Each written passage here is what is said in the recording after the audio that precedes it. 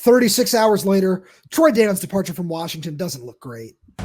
You are Locked On Huskies, your daily podcast on the Washington Huskies, part of the Locked On Podcast Network, your team every day.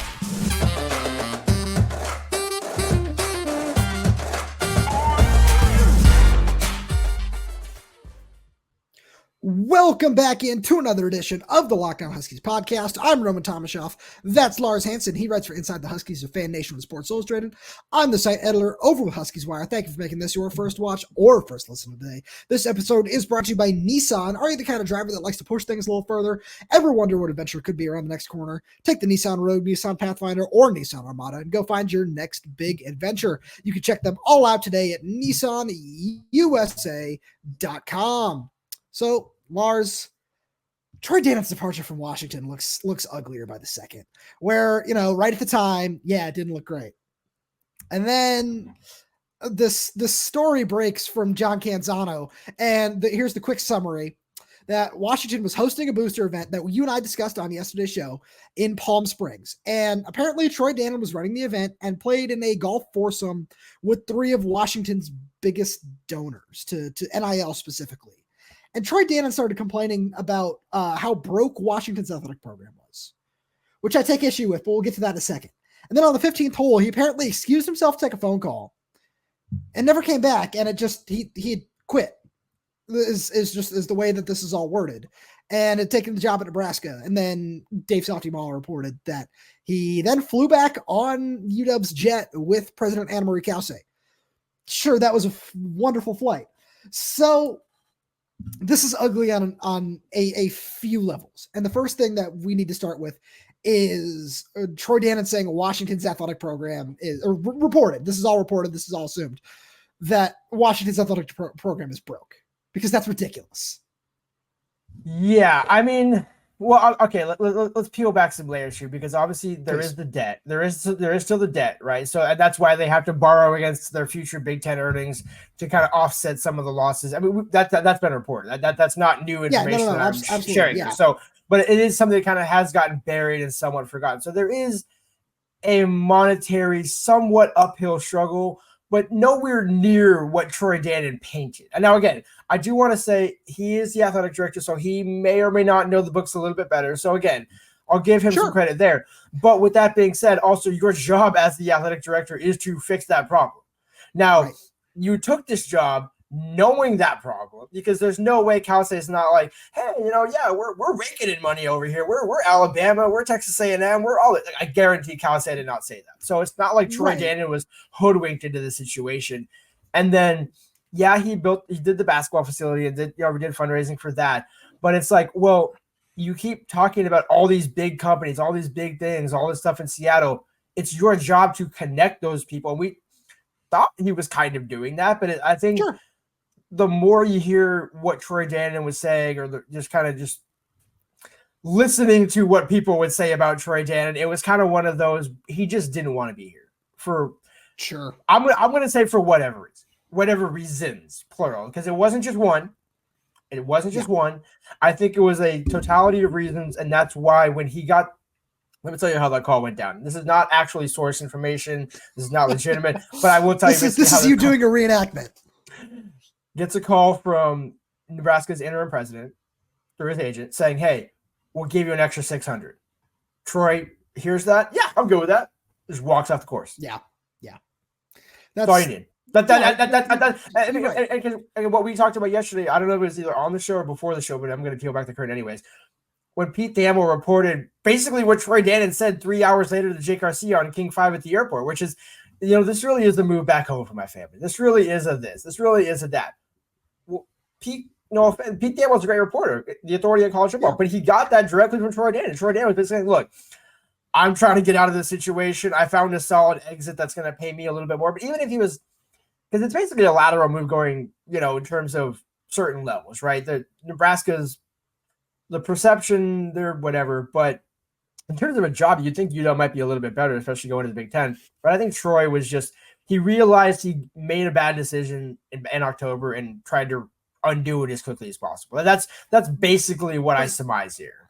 But it's, I want to argue the fact that I don't think Washington itself is a bad decision. From everything you and I know what this place is, what this athletic department as a whole is and can be. That part is not a bad decision. Whatever he didn't like about it, that's one thing. But the point that I really want to hammer home on is you absolutely cannot complain about a program, say it's broke, do all those things, and then your most recent project, the most whatever you want to call it, they call it the high performance center, the basketball practice facility, right? That was fully funded by donors. Yeah. You got over $1 million of that from former basketball alumni. You can't tell me that money is not available to you. That is just straight up not true. It's not. Yeah. And then when you exactly. Yeah. Well, I was gonna say that's what I was saying. It's like there's all these companies that are saying, hey, we got Amazon, we got X, Y, and Z, but all these companies, like, yeah, you are clearly saying you are killing your argument. Not Dannon is killing his argument by saying we can't get money by talking about all the NIL opportunities, all the stuff. How did you fund the football program? How did you do this and that? It was through donations. It wasn't just that the TV deal was great from the Pac-12, and it wasn't that this and that. Certainly that wasn't the case. So it's like that was all fundraising, and that's all. But it's like, okay, you can fundraise for 6 months, but then it's like, did you get burnt out? Did you realize you need to fundraise 3x? It's like, I just think, I mean, again, no, he's never going to say it, but it was just one of those. He was trying to find words to justify, I'm just trying to GTFO. I mean, that's fair, but you just can't do that. Like, I'm not saying you to stick around. No, because you're not wrong. I'm just saying you just can't do that. That's ridiculous. That's just insane at a certain expense. Well, not only that, but it's also like that's why when you make that move in October, think it through. There was no reason you had to jump in October. Here's the thing. Could UW have gone with an interim AD until after the season? No, it wouldn't have been great, but probably. I mean, because here's the thing. It's not like Kalen was going to sign an extension one way or another. Let's be real here. Sure. Like, the more we look at that, you're right. But no, sorry. There's one thing I want to put in there. Because shout out to some of the people we had in our comments of our live show that we did on Wednesday afternoon were some Nebraska fans saying, hey, we felt just as hoodwinked when our AD left for Texas A&M. And that's kind of how this situation is in a certain sense. So shout out to all those people who were sounded off about that. But like on the other side, when you look at the Kalen thing, like Kalen certainly knew to an extent that the Alabama job was going to open up. This one in Troy, like, yeah, you didn't have to jump at it, but it's just almost a worse look now when you just say, oh, wow, oh yeah, that job that I was looking for did actually come open. And it's all just a bad look in hindsight. You combine all his comments from his opening press conference, and then, within less than 6 months, like, oh yeah, we got to be closer to home. We got to do this, got to do that. Combine that with, like, I'm not going to, go into much detail on it. The goodbye that our good buddy Mike Farrell had a really nice little parody on Twitter earlier today, but it's better than some that just never came. But it's insane to just think about putting Washington's athletic department in that light. This is coming off of a run to the national championship. You can't sit here and say, yeah, like borrowing against future earnings. Sure. That's one thing, but that's what a lot of athletic programs are doing, especially after COVID a couple of years ago. That's not an excuse, and it's not by any means a unique situation. And then you combine that with the run to the national championship, the money that you're going to be getting for that. Even a half share in the Big Ten is way more than what the silly little Pac-2 thing was that came through. Like, it's all a whole lot more than that. So yeah, he was one of the prime people saying moving to the Big Ten is going to be able to do this, do that. I love the direction it's all headed. Like, yeah, you're saying all the right things publicly, and that is what it is. Like, of course, it's coach speak, it's politician speak, and to a certain extent, but it's all just kind of insane to look back at that now. And just, I really just don't have any more words for it. And Lars, with that being said, we do have a lot more to get to on today's show, especially some very interesting official visits that were scheduled on Wednesday. right after a message from our new friends over at Manscaped, because this episode is brought to you by the spring cleaning champions, Manscaped. This season, make sure to groom your carpets and the drapes with the leaders in below-the-waist grooming. Clear out that winter bush with Manscaped Lawnmower 5.0. Watch your confidence bloom. Shout out to Trevor Sickma. Like the springtime flowers, embrace the season and join the 10 million men worldwide who trust Manscaped with our special offer. Go to manscaped.com and use code LOCKEDON for 20% off plus free shipping. Their 5th generation trimmer features 2 interchangeable next-gen skin-safe blade heads, a standard one for taking a little off the top, and a new foil blade to go smooth wherever your heart desires. It also features dual LED spotlights to guide you through the darkest winter debris. Navigate with confidence in your delicate area. And do you hate making a mess? Not to worry. This bad boy is waterproof. You can shave in the shower, in the bath, or in the ocean. You can get 20% off and free shipping with code LOCKEDON at manscaped.com. That's 20% off and free shipping with the code LOCKEDON at manscaped.com. Nothing like a little spring cleaning in your pants. And before we move on, we've also got to send a message to our good friends over at Game Time, because I'm so excited that baseball season is right around the corner. Yeah, I'm wearing a Felix Hernandez shirt today, but that won't be the case next week, when I am going to be spending a lot of time on the Game Time app to get the best possible deal on Red Sox tickets for opening day when they open up here against the Seattle Mariners. I'll be in all 4 games. I can't wait, because Game Time is the fast and easy way to buy tickets for all the sports, music, comedy, and theater events near you. Some of the cool things about Game Time, like I said, those last-minute tickets, those flash deals, those zone deals. Can't wait to take advantage of all those when I go see the Red Sox and my guy Brian Bayo on opening day. Yes, I'm going to keep talking about the Red Sox because that's just one of my favorite things to do. Game Time is the only ticketing app that gives you complete peace of mind with your purchase. You can see the view from your seat before you buy, so you know exactly what to expect when you arrive, and you can buy tickets in seconds with just 2 taps. Take the guesswork out of buying tickets with Game Time. Download the Game Time app, create an account, and use code LOCKEDON for $20 off your first purchase. Terms apply. Again, create an account and redeem code LOCKEDON for $20 off. Download Game Time today. Last minute tickets, lowest prices guaranteed. Shout out to Manscaped, man. They really know how to put an ad together. Just huge shout out. I absolutely love that. And one other thing you love to see is Washington putting together some official visits at big positions of need. The first one that I want to talk about is 3-star interior offensive lineman is what he's listed at, Peter Langi. 3-star from Archbishop Riordan High School in the San Francisco area. And Lars, this is somebody we highlighted the other day when we were talking a little bit about offensive line recruiting. And he's somebody who, the more you look at him, like people will look at it on the surface and say, oh yeah, he's a big dude. But he's a 3-star. Oh, look at that. He's got one of the most extensive offer lists in the country. Yeah, I was going to say, this is one where you don't necessarily need to look at the rating. You need to look at the build, like the body type, and you need to look at who's chasing him. Now, again, worst caveat, every now and then in recruiting, some schools just throw out offers.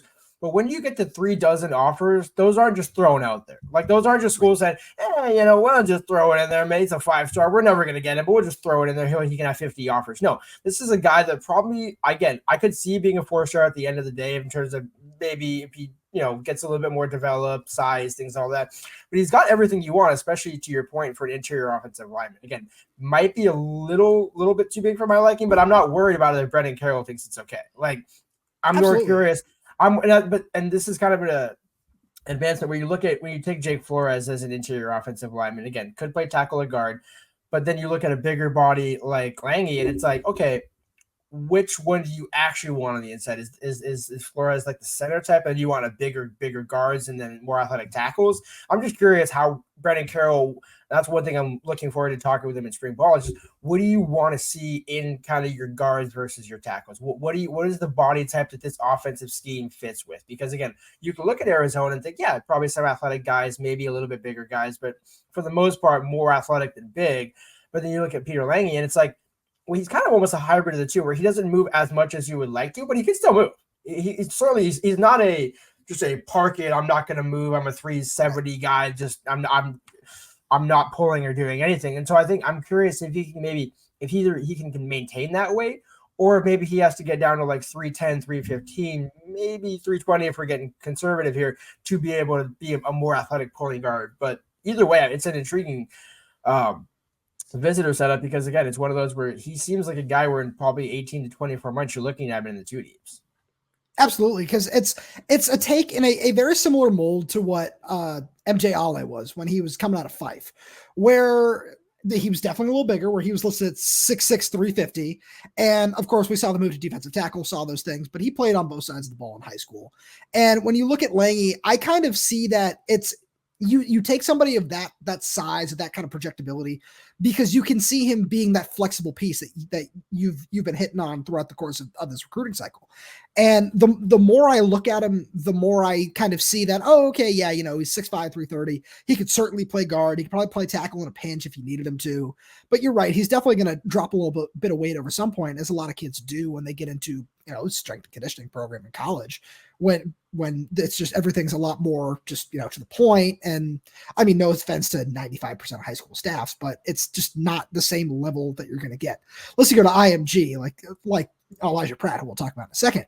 But I really like the way this is shaping up. The one thing that I'm intrigued about, and it leads perfectly into Elijah Pratt, is Washington has currently set up 3 visitors along the offensive line. This is something I wrote about over on Huskies Wire as well. 3 visitors at wide receiver, and Elijah Pratt makes 8 visitors in the defensive backfield. A little bit on Elijah Pratt, 5'11", 165, is transferring to IMG Academy in Florida for his senior season. Is currently committed to SMU, plays safety. And this is another really intriguing offer, because what I wrote about over on Huskies Wire is the fact that Jedd Fisch, Steve Belichick, John Richardson, Vinny Sunseri all seem to be building this defense from back to front. And it seems like they're really stacking classes. You could lose 3, maybe even 4 guys in the secondary moving forward after the 2024 season. So it feels like they're really trying to reload. And it's really interesting to see how they just kind of want to stack a class and just say, all right, we're going to take a whole bunch of visitors and we're going to let everything sort itself out. And obviously the top targets are going to continue to be, Adonis Curry, Dijon Lee, Anquan Fagans. But the more you look at it, just the more interesting it becomes, in my opinion. Exactly. And it's one thing I talked with you about before the show, where you look at the defensive back end, especially at safety, where, okay, you have Mikel Estine and Cam Paviculanen, but then after that, there is a whole lot of players, but with not a lot of experience, right? Where you look at Tristan Dunn as a sophomore. Yeah. So fast forward to 25, you have to be a redshirt sophomore or junior. Estine's a senior, Fabiculanen's gone. Then you have Diesel Gordon, you have Rashawn Clark as a freshman coming in as Rashawn Clark, Paul Menke, Peyton Waters, Raheem Wright is the rest of the room. Yeah. And so that's all basically freshman and redshirt freshman right there. And then Diesel Gordon as a redshirt freshman who didn't play after being suspended last year. So it's released in fall camp, to be clear. And so why are they taking a lot of safeties, or at least looking at a lot of safeties? Well, it's because all the safeties in the room, aside from 2, pretty much don't have experience or aren't truly proven. And especially in this defense, the best thing you can do as a coaching staff is bring a bunch of guys in for visits and then go through spring and fall camp and realize, okay, maybe we only need half of these guys, or maybe we only need 2 or 3 safeties, and we'll get 1 out of the portal to max it to balance out the class progressions. But it's better to get all of these guys on campus, or really, schedule them, build the relationships, because again, in the world of college football in 2024 and moving forward, it's about relationships. Now, it's always been about relationships, but when you're talking about the transfer portal, NIL, all this stuff, even if you don't take the kid in high school, having those relationships built up to where, let's say Pratt goes to SMU and sticks and then, wants to transfer in a year or 2 when Washington's playing for, a Big Ten championship or whatever. You say, hey, wait, I still have a relationship with Vinny Sunseri. I still have a relationship with John Richardson. Whether Belichick is here or back to the NFL and somebody else is coming in, whatever the case may be, you already have those relationships lined up. And then on top of that, you're not worried about getting into a situation where, oh, wow, we need to really kind of backfill this class because we thought we had all these guys that were going to be talented. But midway through the season, we're like, yeah, I'm not seeing any development, even in practice, from some of these guys, or from most of these. Again, I'm not saying that's the case, right? But I'm just saying that's the philosophy of a staff where, okay, we're going to bring in 8 visitors. And by the way, to be fair, maybe they don't all visit because, as much as I like Anquan Fagans, if he has Washington as his last visit, if he commits to Georgia or Clemson before then and doesn't take that visit, well, again, another reason why you want to have multiple visitors set up, multiple guys on target, where you're obviously having Fagans as your 1A or Mantatagoa as your 1A, right, or 1B, whatever you want to call it. but still having these other guys that you like that can do a number of different things. I mean, again, Pratt, to your point, 5'11", 165. He's not a Cam Chancellor big hitter, but he could be a free safety, an Earl Thomas. Now, again, I'm not saying he's Earl Thomas. I'm just saying there's different types. Right, just in that model. Right, exactly. That guys can play, and we haven't seen what Steve Belichick. I know you have, but we haven't seen what Steve Belichick really likes to run as his defense and especially as his safeties. Right? Does he want a Jabril Peppers or does he want an Earl Thomas? Again, different. I'm in no way saying that Figgins is Cam Chance. Yeah, I'm just using body type analogies here. So yeah, once we get to see through spring and fall camp what Belichick and Vinny Cincinnati want to do with the safeties, then you'll have a better idea of, okay, this is why Pratt makes a lot more sense now. This is why so-and-so makes a lot more sense. Or vice versa. Like, oh, okay, maybe he doesn't fit as much at safety, but he fits at linebacker, right? So that's why the only thing you can do as a staff, and the one thing that we're seeing from Jedd Fisch, is he is going to find these guys. He is going to cast a wide net, get them on campus, and let the rest sort itself out. That's all you can do as a coach. No, absolutely, and I really like that point by you, Lars. And you know what? Let's switch gears a little bit. Let's get into a little bit of draft talk, because Rome Odunze, there's some interesting things going on in the wide receiver draft market. Right after a message from our friends over at Nissan. This week's March Madness bracket highlight is brought to you by our friends at Nissan. Each week we're picking one team that stands out, a team that's pushed it further than the rest. Just like any of the all-new 2024 Nissan SUVs, these guys were able to take it to the next level. The Auburn Tigers can only be described as a pathfinder.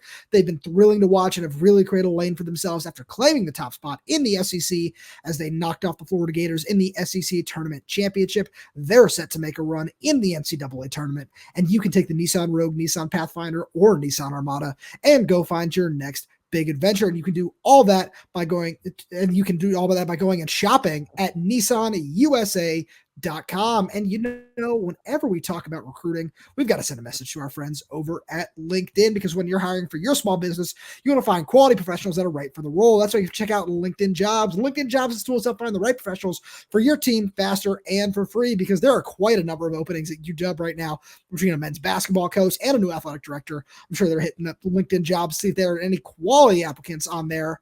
After the whole search firm thing didn't necessarily go in the best way the last time, and shout out to John Canzano for that report, because LinkedIn isn't just another job board. LinkedIn has a vast network of more than 1 billion professionals, which makes it the best place to hire, gives you access to professionals you can't find anywhere else. LinkedIn does all that while making the process easy and intuitive. Hiring is easy when you have that many quality candidates, so easy in fact that 86% of small businesses get a qualified candidate within 24 hours. LinkedIn knows that small businesses are wearing so many hats and might not have the time or resources to hire, and that's why LinkedIn is constantly finding ways to make the process easier. They even just launched a feature that helps you write job descriptions, making the process even easier and quicker.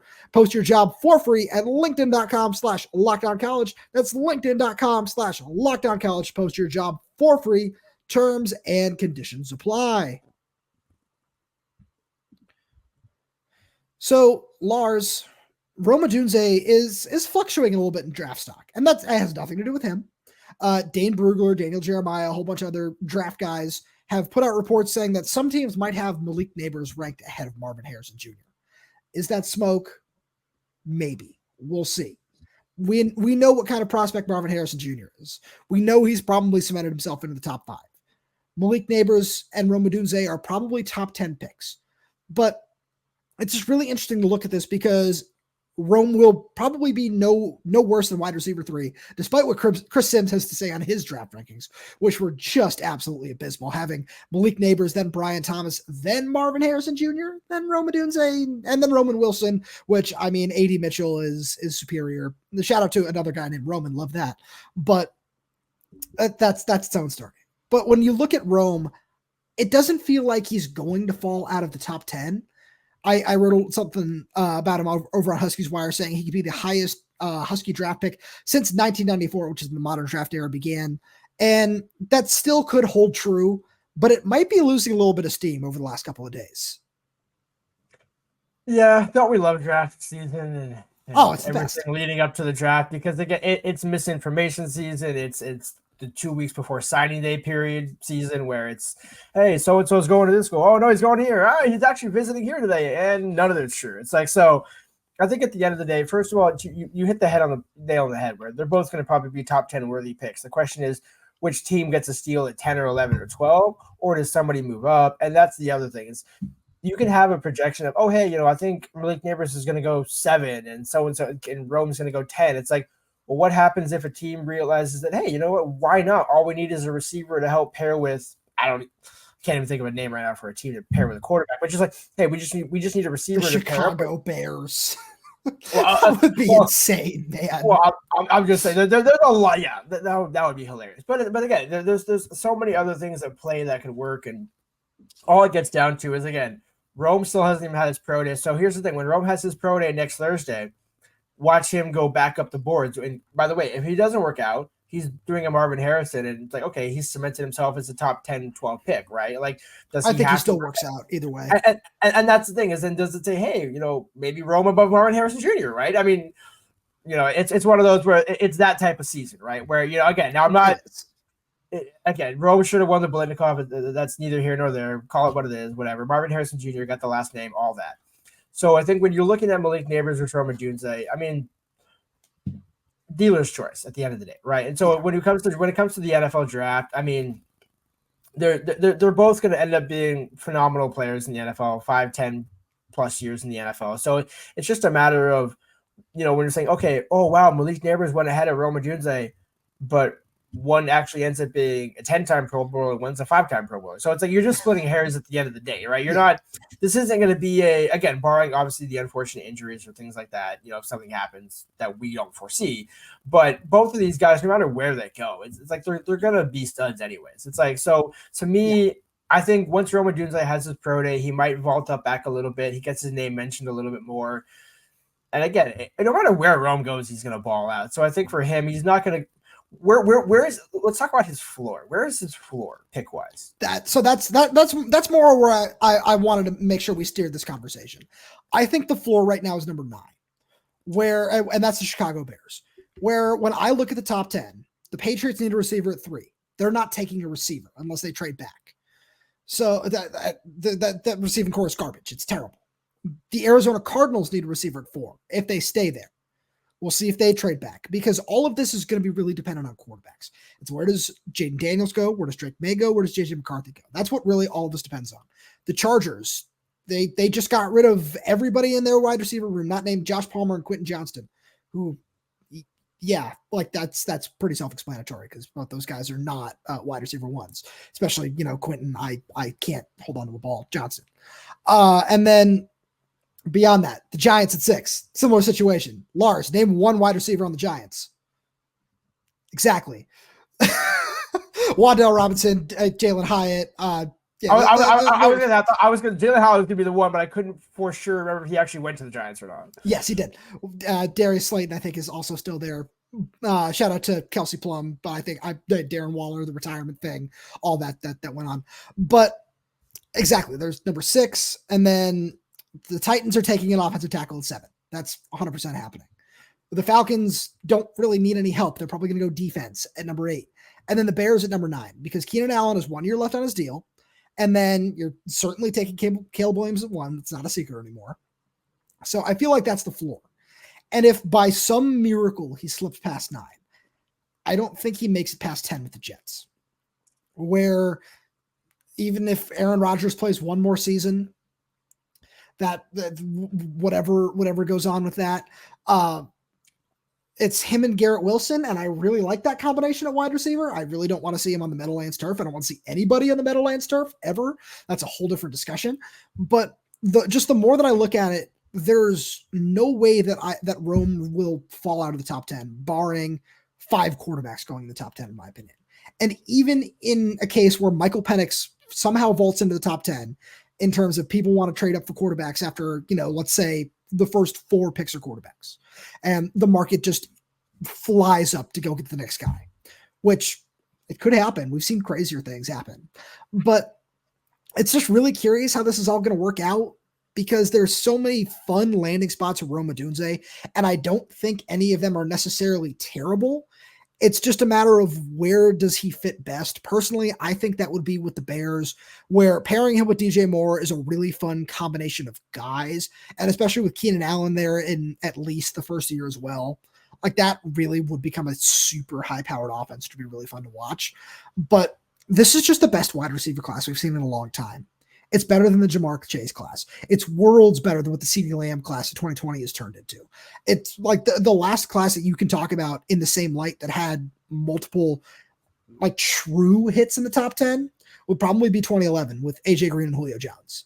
And just the way this class is being talked about, I wouldn't be surprised if it's better than that.